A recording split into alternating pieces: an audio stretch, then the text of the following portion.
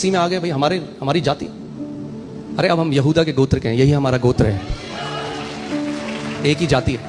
और ऐसे सोचोगे, नीची सोच, ये तुम्हारे परमेश्वर की सोच नहीं, ये तुम्हारे पिता की सोच नहीं। वो व्यक्ति जो बहुत घमंड करता था मेरी बहुत बड़ी जात है, स्वर्ग में प्रवेश करेगा, तो जिसको अछूत समझता था वो देखेगा परमेश्वर ने उसको महिमा के सिंहासन पर बिठा रखा है।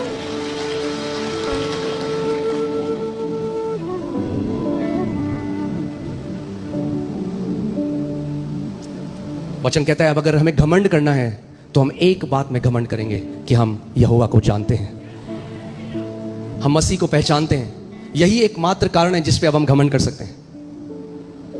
बाहर तो ये होता रहेगा, मगर दुख की बात तब होती है जब ये कलीसिया के अंदर होता है।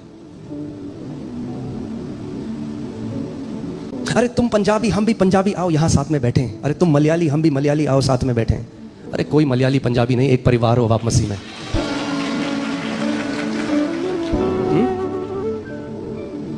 बोलो, हम एक परिवार है।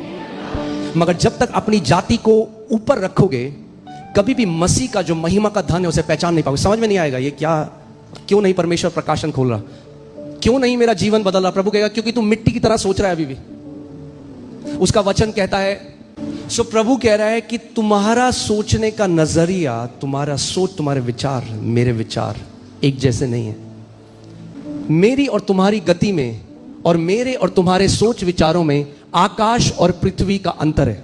जब प्रभु देखता है कि कैसे विचार हम करें, तो प्रभु कहता है, इंग्लिश बाइबल सेज हेवेंस, स्वर्ग और पृथ्वी में जितना अंतर है, प्रभु कह रहा है बस इतना ही अंतर है तुम्हारे विचारों में और मेरे विचारों में।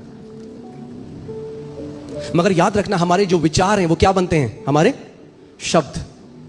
परमेश्वर के जो विचार हैं वो क्या बन गए, परमेश्वर के शब्द। और परमेश्वर के शब्द जो उसका वचन है आज हमारे पास है। तो जब हम वचन को पढ़ते हैं, उस पर मनन करते हैं, तब हमें समझ में आता है कि ये क्या है, ये परमेश्वर के विचार है। तो अगर आज तक करा है हम ये, हम वो, हम अलाना, हम फलाना, प्रभु कह रहा हटा इसको। तू मेरा बेटा है, तू मेरी बेटी है, यही तेरी पहचान है अब।